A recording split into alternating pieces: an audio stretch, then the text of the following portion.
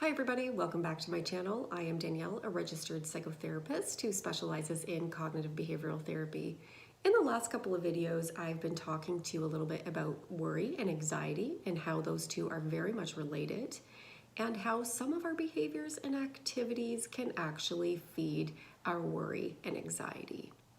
In today's video, I'm going to share with you some tips and tricks on how to manage how much you're worrying, so you can take some control back of that worry.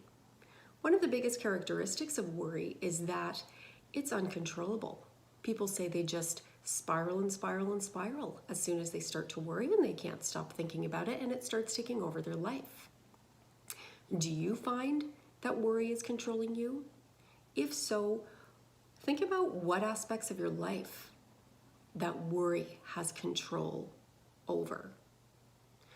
Worry can have a tendency to take over our focus, our space, and demand a lot of our time.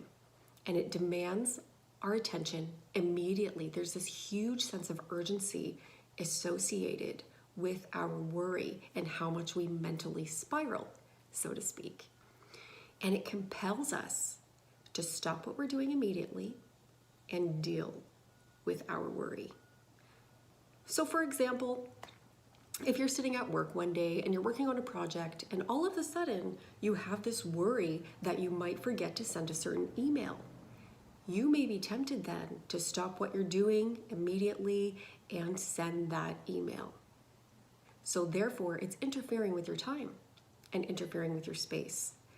In another example, if you receive a text message while you're working on a project, you might start to worry, what's going to happen if I keep this person waiting?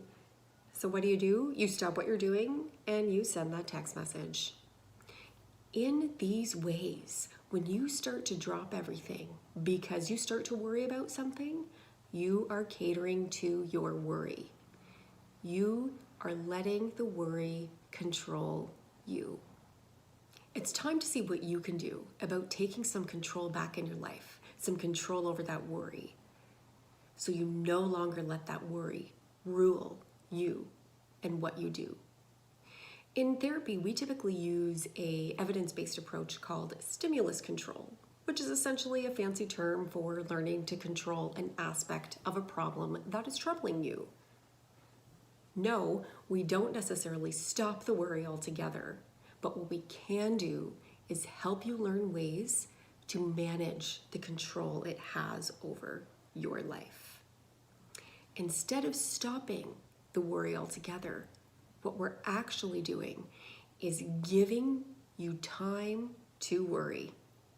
I know that sounds like a bit of a paradox, but it actually works to a certain degree, in the sense that you are regaining your control by telling yourself, basically, by telling your worry that no, I'm not going to give in to you right now. I will deal with you later. So here's some steps that you can take to start engaging in stimulus control. The first step would be to get a notepad or a digital notepad, whatever you prefer. And whenever you notice a worry pop into your mind while you're engaging in a task, simply write down the worry. Don't tend to it right away. Just write it down and get on with what you're doing. Secondly, you want to create a specific time where you're going to review what you have written on your notepad. So we recommend typically 2 hours before you go to bed at night, because if you do it too close to when you fall asleep, your mind could be overactivated and stimulated, that it could interfere with your ability to fall asleep. So doing it 2 hours before bed is reasonable. And give yourself about 30 to 60 minutes, give yourself a time frame to do what you have to do about your worry. If there's anything that you still have to tend to, deal with it. You might even notice that there's some worries that are just not as pressing as you initially thought they were. And so you can just cross those right off your list. But give yourself 30 to 60 minutes. Make sure that timing is concrete. Try not to exceed that at all.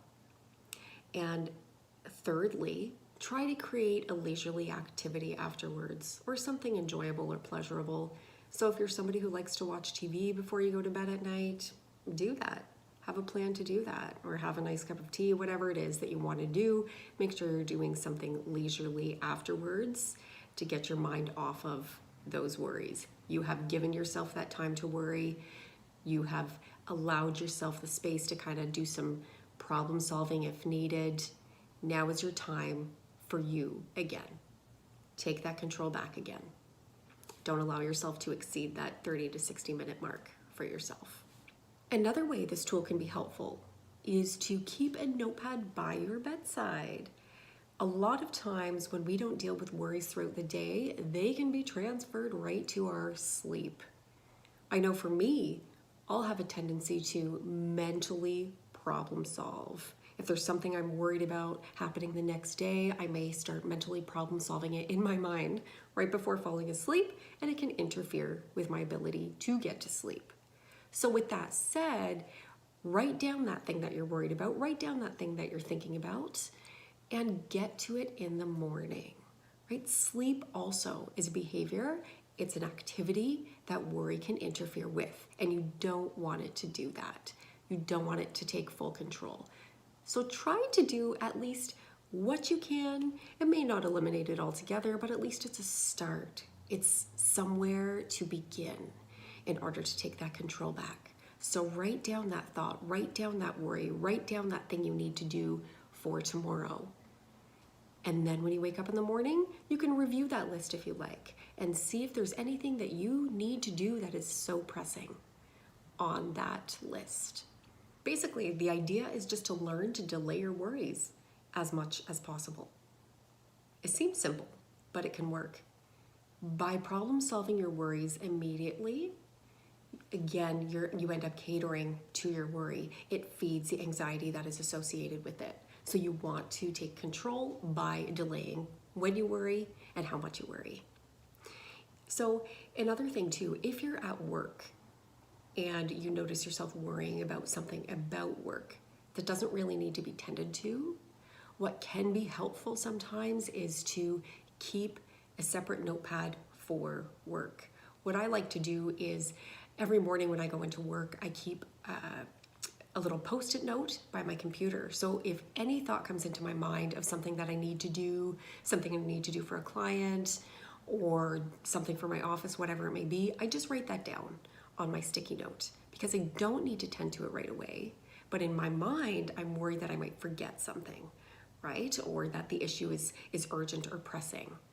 But instead of dealing with it right away and problem solving, I just write it down and then I make time to review it about 30 minutes before the end of my day to see if there's anything within that 30 minutes that I can tend to. And what I actually find sometimes is, wait a second, I don't even need to deal with this today. And I transfer that to my agenda for the next day to see if it's something that needs to be done. So things that don't need to be dealt with immediately, but you are compelled to deal with them immediately, just write them down, get them out of your head, and get back to work. So you can get all the tasks done that you need to do, and then you can deal with those other things later. Again, these are just some simple techniques that can be incredibly helpful in starting the process of taking control back for your worry. I hope you found this video helpful today, and I thank you so much for tuning in and watching this video. If you like this video, be sure to give it a thumbs up, or feel free to subscribe if you like this content and you're hoping for more. Until next time, take good care.